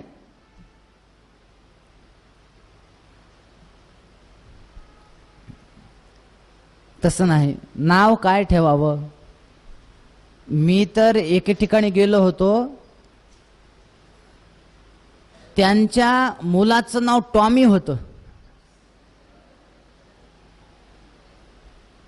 आता टॉमी कोणाचं नाव असतंय. मी म्हणलं काकू हे टॉमी नाव ठेवण्याचं मागचं कारण काय. काय म्हणे आमचं एक आवडता कुत्रा होता त्याचं नाव टॉमी होतं, तो गेला म्हणे. आम्हाला काही काळानंतर मुलगा झाला, मग ते माझं फार आवडतं कुत्रं होतं म्हणून मी माझ्या पोराचंच नाव टॉमी ठेवले म्हणले.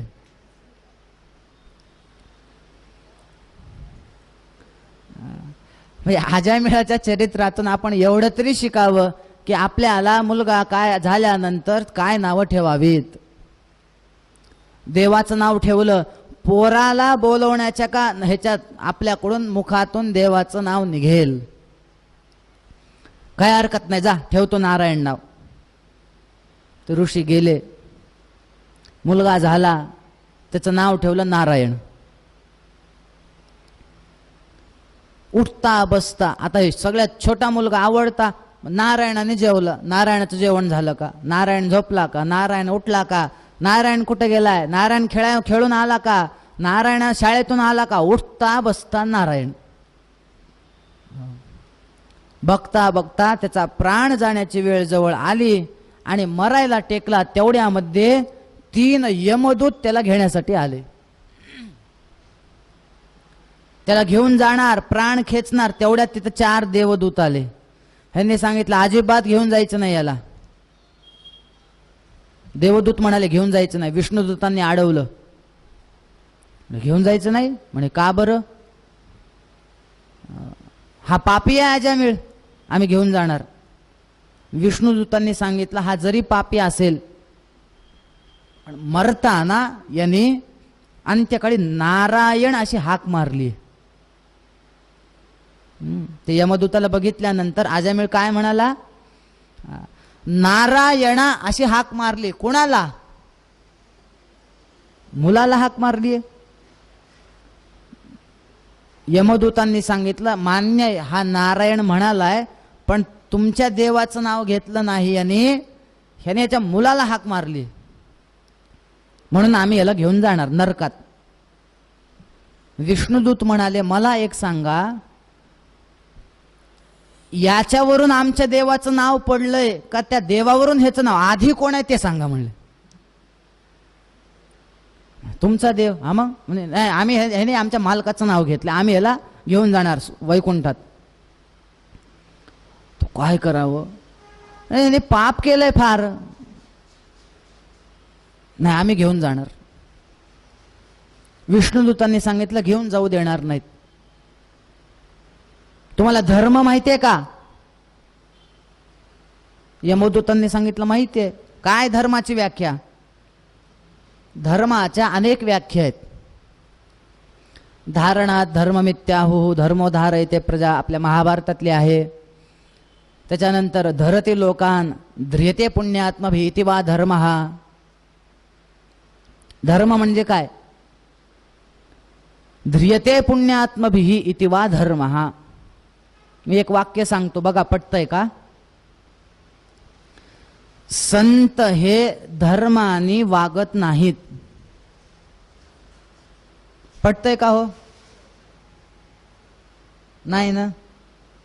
संत हे धर्माने वागत नाहीत. चूक आहे ना.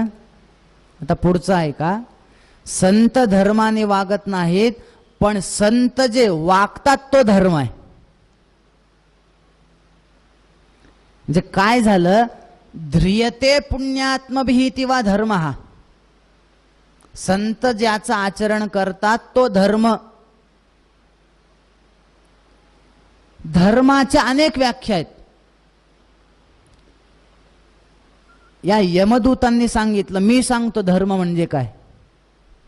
वेद प्रणिहितो धर्मः अधर्मस्तद विपर्ययः. वेद जे करायला सांगेल तो धर्म, वेद जे करू नका म्हणतोय तो अधर्म. विष्णुदूतांनी सांगितलं, बरोबर आहे व्याख्या. बरोबर आहे तर वेदांनी सांगितलंय का पापाचरण करा? म्हणे नाही. मग हा अधर्म झाला ना? म्हणे हो, आम्ही आज मेळ्याला घेऊन जाणार. विष्णुदूतांनी सांगितलं, आम्ही तर घेऊनच जाऊ देणार नाहीत. ह्याने मरताना देवाचं नाव घेतलं. तो काय करावं काय करावं हे भांडणं लागले. शेवटी कंटाळून ते यमधर्मच गेले यमाकडे. काय चाललंय म्हणे. यमाला जाऊन सांगितलं, आमचा मोठा अपमान झाला. म्हणे काय झालं? आम्ही तिकडे गेलो त्याला आणायला, त्या पापी आजा मिळाला आणि त्याने ते मरताना नारायण नाव घेतलं, तर आम्हाला त्या विष्णुदूतांनी हाकलून दिलं. एकदा सांगा तरी आम्हाला इथं वर कोणाला आणायचं आणि कोणाला आणायचं नाही ते. थोडक्यामध्ये आपलं गिऱ्हाईक कोणतं ते तरी सांगा. म्हणजे ह्याच्यानंतर आमची फजिती होणार नाही. एवढ्या लांब जायचं आणि तिथं जाऊन रिकाम्या हाताने वापस यायचं नाही. सांगा. त्यावेळेस यमाने यमदूतांना तत्वज्ञान दिलंय. काय म्हणे यमदूतांनो, फक्त 12च वैष्णव आहेत असे की ते भगवंताला जाणू शकतात. कोण कोण आहेत? त्या 12 वैष्णवांची नावं आहेत. स्वयंभूर नारद शंभू कुमारः कपिलो मनुः प्रल्हादो जनको भीष्मो बलिर्वैयासकिर्वयम् 12 विजानीमः धर्मं भागवतं भटाः. हे 12 जण जाणतात. तुम्हाला मी सांगतो ऐका. ह्याच्या पुढून कोणाकोणाला माझ्याकडे आणायचं आणि कोणाकोणाला आणायचं नाही. म्हणे सांगा कोणाला आणायचं कोणाला नाही. मी सांगितलं ऐका. माझ्याकडे कोणाकोणाला आणायचं. जिह्वान वक्ति भगवत गुणनामधेयम चेतश्च न स्मरति तच्चरणारविंदम कृष्णाय नो नमति यच्छिर एकदापि तान आन यध्वमसतो कृत विष्णु कृत्यान. कोणाकोणाला आणायचं? पहिल्यांदा सांगितलं जिह्वान वक्ति भगवत गुणनामधेयम. ज्याची जीभ भगवंताच्या नामाचा उच्चार करत नाही, आणा म्हणले माझ्याकडे. जो धर्माने वागत नाही, आणा माझ्याकडे.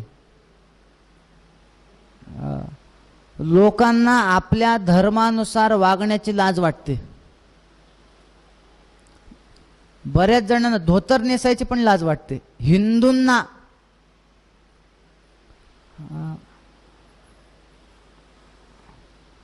आपण हिंदू आहोत ठीक आहे, दररोज नाही, आपल्या आपल्या सणाला सुद्धा लाज वाटते धोतर नेसायला. मी तुम्हाला साधा प्रश्न विचारतो.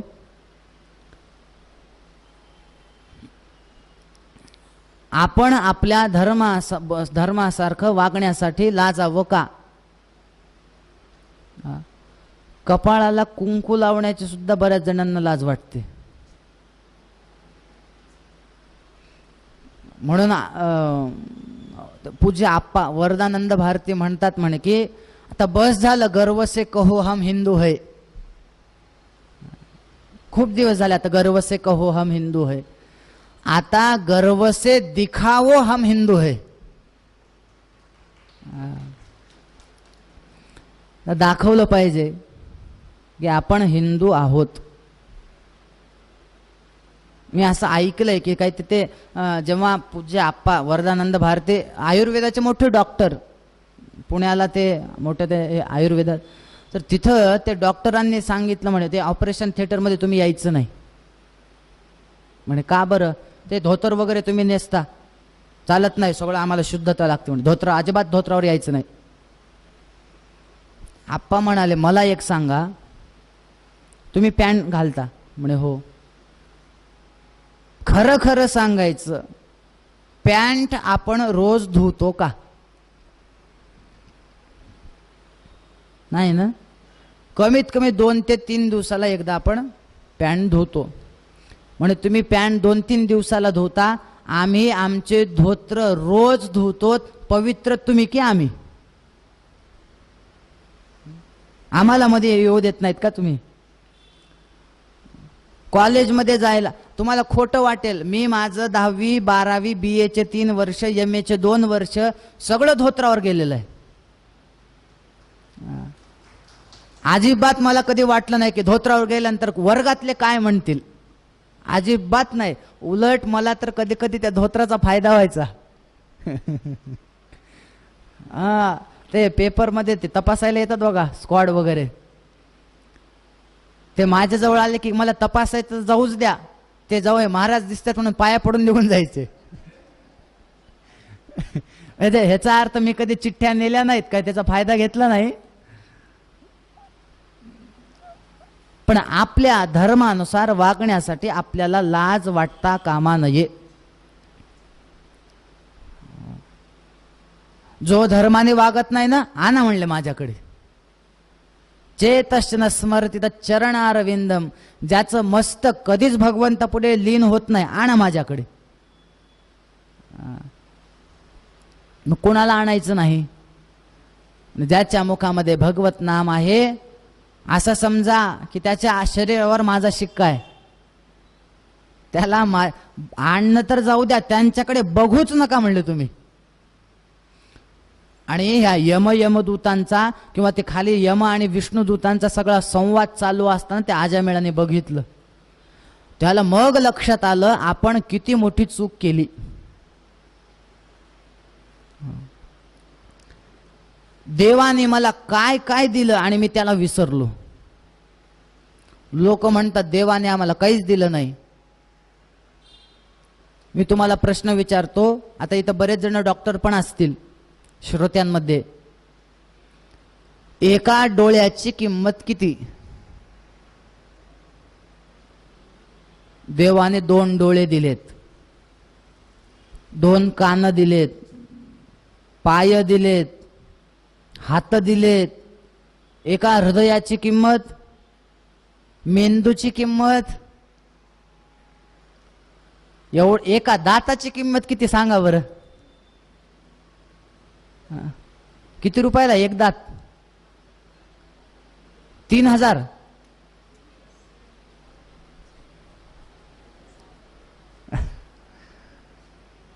बत्तीस दात आहेत. किती किंमत होईल सगळ्या दातांची? बघा आकडा सांगितला 3.5 लाख म्हणे. एवढं देवाने दिलंय. डोळ्याने बघतो ध्वनी परिसतो, कानी पदी चालतो, जिव्हेने रस चाखतो मधुरही, वाचे आम्ही बोलतो, हाताने बहुसाल काम करीतो, विश्रांती घ्यावया घेतो झोप, सुखे फिरून उठतो, ही ईश्वराची दया.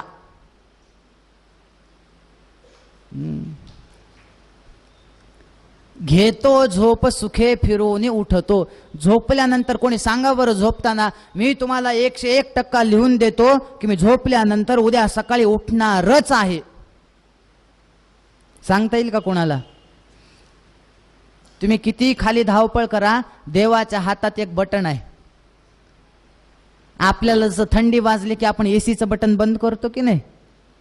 देवाच्या जर मनात आलं तुम्ही किती पळा म्हणले, एक बटन दाबलं जागच्या जागे स्टॉप.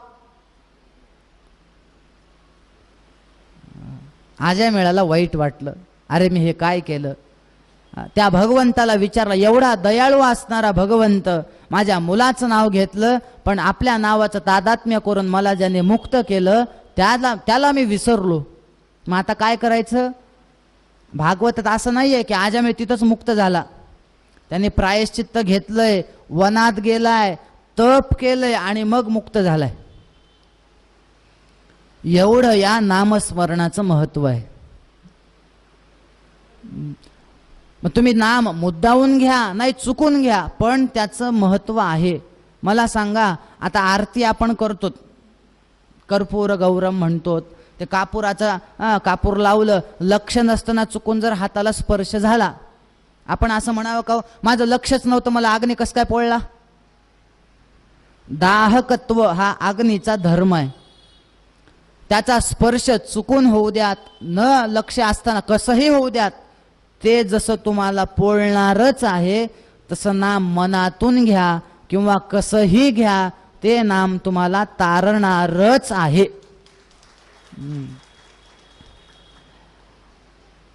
म्हणून नामस्मरण आपल्याकडून घडलं पाहिजे. हे या अजामिळाच्या चरित्रातून शिकायला मिळतं. अजामिळ या शब्दाचे अर्थ काय?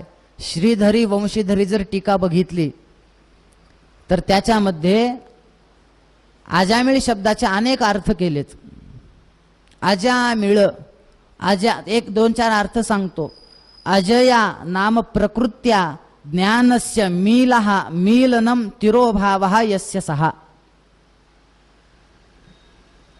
थोडक्यामध्ये मायेमुळं ज्याच्या ज्ञानाचा तिरोभाव झालाय, ज्ञान ज्याचं झाकलं गेलंय, त्याला अजामिळ म्हणा. किंवा अजात नाम हरे हे पूर्व पुण्य संपन्न ज्ञानस्य आमीलहा उन्मीलनम यस्य सहा. जे हरीमुळे भगवंतामुळे ज्याचा ज्ञानाचा पुढे उदय झालाय, त्याला अजामिळ म्हणा. अजून एक फार सुंदर अर्थ आहे बरं. अजम न मिलती इति अजामिळहा. अज म्हणजे यम. यम अज कसं काय? अम नाम वासुदेवम जपत इति अजहा, म्हणजेच यम, आणि जो त्या यमाला मिळत नाही तो अजामिळ.